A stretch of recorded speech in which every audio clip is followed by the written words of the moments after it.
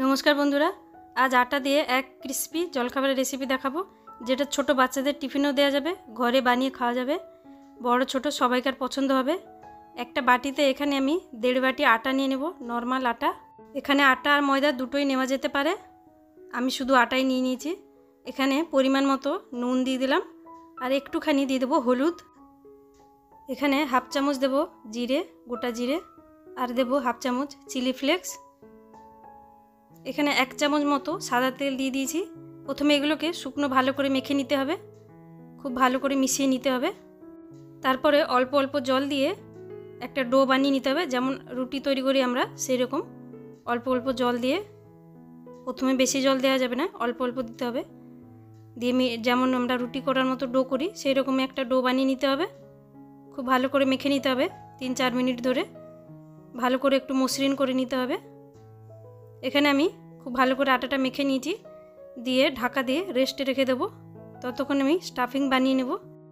কড়াই গরম করে 1 চামচ সরষের তেল দিয়ে দিয়েছি, তোমরা চাইলে সাদা তেল দিতে পারো।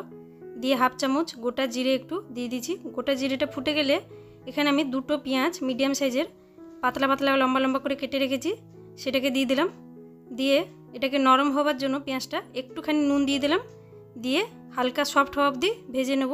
গ্যাসের ফ্লেমটা মিডিয়াম রেখে আমি একটু পেঁয়াজগুলোকে হালকা ভেজে নিয়েছি, একটু নরম করে নিয়েছি। এখানে দিয়ে দিলাম একটা কাঁচা লঙ্কা, আর দেব হাফ চামচ হলুদ গুঁড়ো, হাফ চামচ ধনে গুঁড়ো, আর হাফ চামচ জিরে গুঁড়ো। আর এখানে লঙ্কার গুঁড়ো একটুখানি দিলাম, আর হাফ চামচ গরম মশলার গুঁড়ো। গ্যাসের ফ্লেমটা একদম লো রেখে এগুলোকে একটু নেড়ে চেড়ে নিলাম, 1 সেকেন্ড মতো একটু নেড়ে নেব। তারপরে স্টাফিংটা একটু বাইন্ডিং হওয়ার জন্য আমি এখানে একটা আলু সেদ্ধ করে রেখেছিলাম, বড় সাইজের একটা আলু রেখেছিলাম, সেটাকে দিয়ে দিলাম। এখানে যদি আলু ব্যবহার না করতে চাও এই মশলাতে, এখানে 2 চামচ বেসন দিয়ে দিতে হবে। আলু দিলে বেসন দেওয়ার দরকার নেই, আর বেসন দিলে আলু দেওয়ার দরকার নেই, যেটা ইচ্ছা দিতে পারো।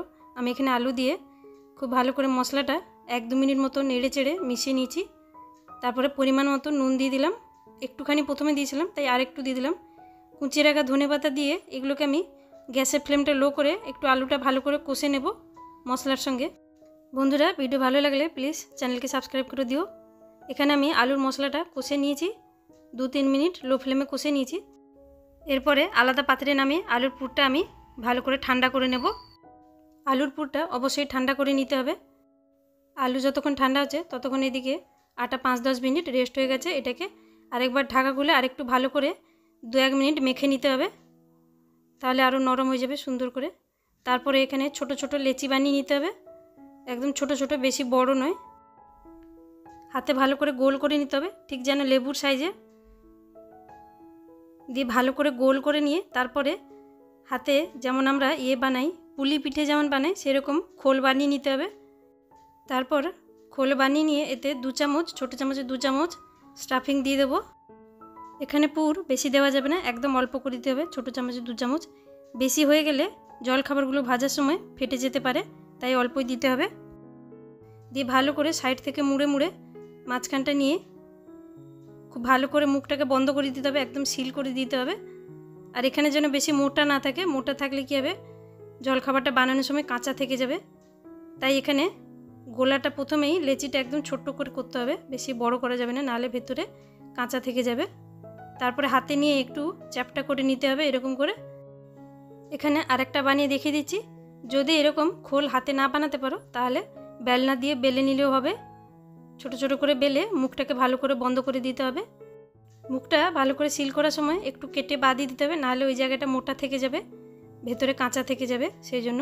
আর ভালো করে সিলও হয়ে যাবে একটুখানি বাদ দিয়ে দিলে। দিয়ে এতে হাতে করে একটু চ্যাপটা করে নিতে হবে। এইভাবে আমি একটা একটা করে সবগুলো এইভাবে বানিয়ে নিলাম।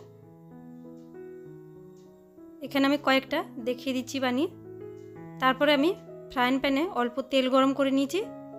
তেলটা গরম করার পরে ফ্লেমটা একদম লো করে দিয়েছি। দিয়ে একটা একটা করে আমি জলখাবারগুলো দিয়ে দিলাম। এখানে আমি বেশি দিলাম না, 4টে দিলাম, বেশি একসঙ্গে দিলে জায়গা হবে না।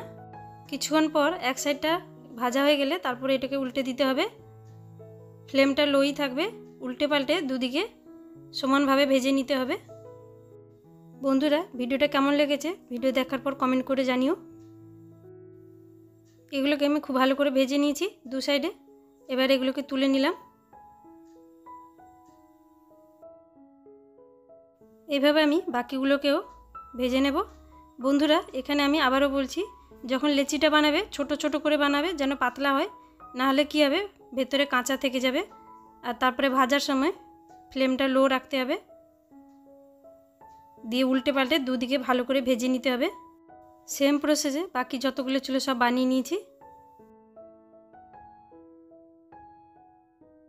আটা দিয়ে তৈরি সব জলখাবারগুলো বানিয়ে নিয়েছি, খুব ক্রিস্পি হয়েছে।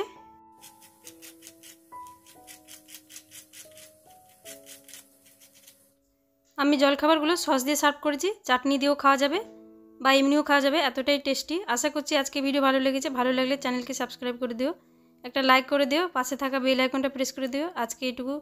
Thank you so much.